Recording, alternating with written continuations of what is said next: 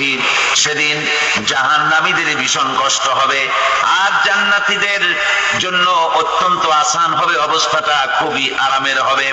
নবীজি বলেন, এক ফরজ নামাজ, এক ওয়াক্ত ফরজ নামাজ আদায় করতে যে সময়টুকুন লাগে, কিয়ামতের মাঠের এই সময়, এত বড় বিরাট লম্বা সময়, জান্নাতীদের জন্য এরকম হালকা হয়ে যাবে।